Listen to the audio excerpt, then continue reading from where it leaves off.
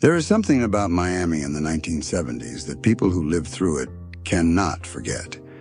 $35,000 could buy you a home with terrazzo floors and jalousie windows, but that same decade saw retirees clinging to faded pastel hotels in South Beach, while just a few streets away, Cuban coffee counters turned Spanish into the city's new rhythm. This wasn't just a sun-drenched paradise. It became a battleground between old leisure and explosive change, setting up a citywide transformation that would leave lasting scars. How did ordinary neighborhoods become the first dominoes in Miami's radical rebirth? A Miami house in the early 1970s was a lesson in tropical logic and modest ambition. For $35,000, a family could settle into Coral Gables or Coconut Grove, opening the door to terrazzo floors that stayed cool under bare feet and jalousie windows that caught the breeze before air conditioning was a given. Kitchens hummed with avocado green appliances, and Florida rooms, half porch and half living room, were filled with rattan chairs and the scent of salt air drifting in. Shag carpets and earth tones set the mood, with ceiling fans spinning slowly overhead. Streets in these neighborhoods felt both open and private. Lawns were clipped, driveways filled with big American sedans, and neighbors waved from under the shade of royal palms. At dusk, the sound of radios and laughter drifted through screen doors, and children rode bikes until the streetlights flickered on. Evenings meant porch conversations, the hum of insects, and the background promise of a city still small enough to feel familiar. Down on South Beach, the world looked different. The pastel Art Deco hotels that once promised luxury now leaned into decay, their facades chipped and faded, grand lobbies echoing with the shuffle of card games and the low murmur of retirees. For about $200 a month, an elderly resident could claim a single room with a view of the ocean, sharing stories in the corridor and watching the days pass from a bench on the sidewalk. The glamour had faded, but for those who stayed, routine offered its own kind of comfort. A morning stroll, a game of shuffleboard, the ocean never far away. In these quiet spaces, Miami still belonged to those who remembered the city before its transformation began. Saturday mornings started with the sun already warm on your skin and the promise of a long day outdoors. Families packed coolers and loaded up station wagons for the drive to Crandon Park or Matheson Hammock, the backseat filled with folding chairs, towels, and the smell of Coppertone. At Crandon, the sand stretched wide and white, dotted with umbrellas and transistor radios playing salsa, doo-wop, and the latest Bee Gees hit. Kids built castles at the water's edge, while parents claimed picnic tables under the palms, spreading out sandwiches and pastelitos. The salt air mixed with the scent of charcoal grills and coconut oil, and the laughter of cousins and neighbors carried across the breeze. Further inland, Matheson Hammock's man-made atoll pool drew swimmers and sunbathers alike, its calm water ringed with mangroves and the occasional heron stalking the shallows. Families fished off the causeway, lines cast hopefully into Biscayne Bay, hoping for snapper or just the thrill of a bite. Boating was almost a civic pastime, and by noon, Biscayne Bay filled with small craft and cabin cruisers, their wakes trailing behind as friends and relatives gathered on sandbars or tied up together for floating picnics.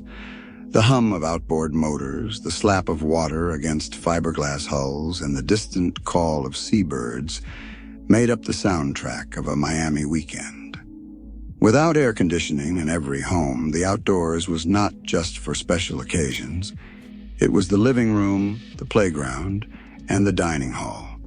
Evenings often ended with sticky fingers, sunburned shoulders, and the easy tiredness that comes from a day spent under the open sky.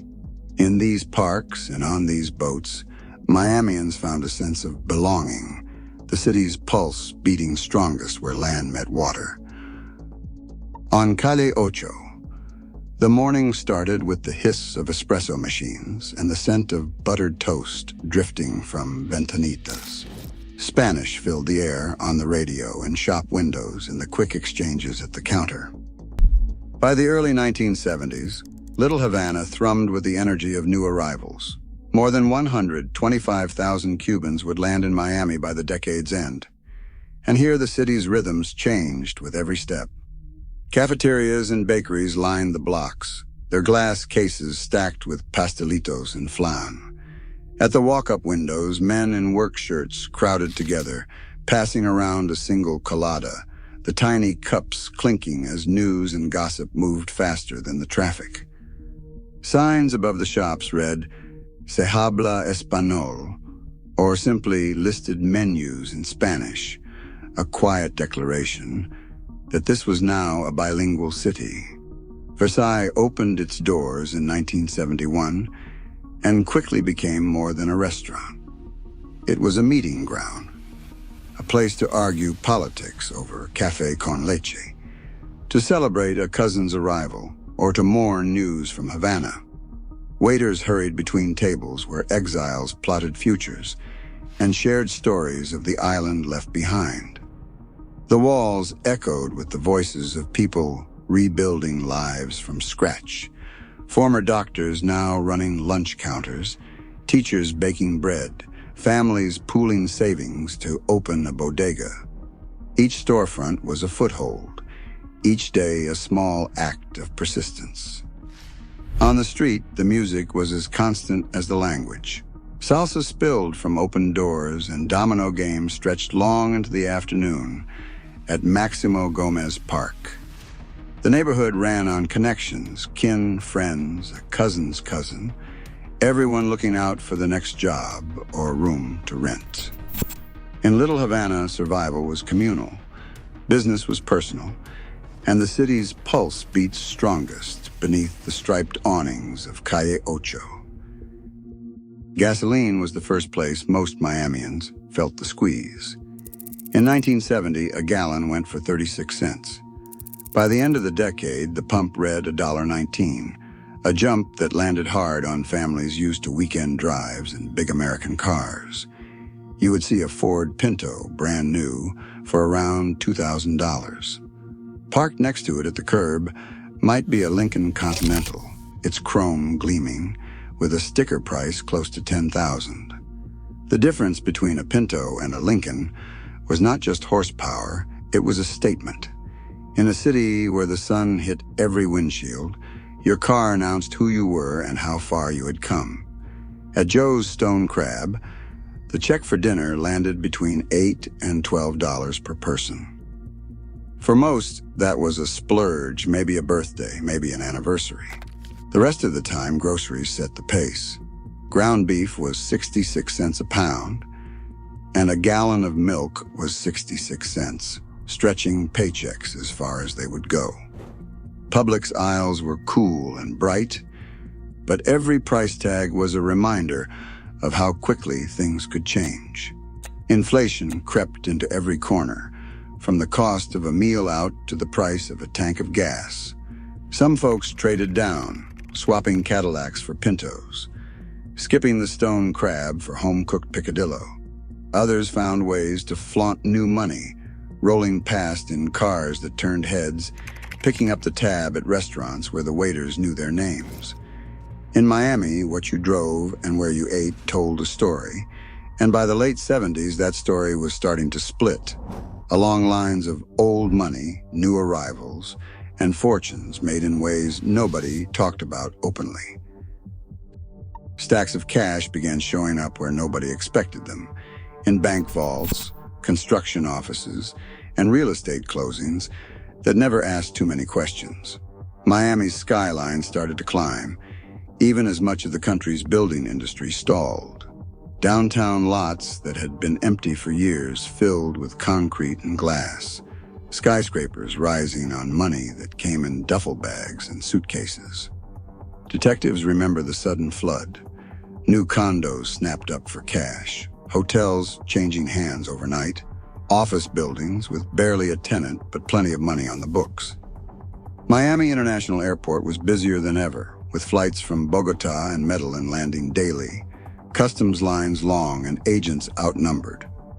Once the cargo cleared the airport or the port, the city's web of highways, especially I-95, made it easy to move anything north, fast.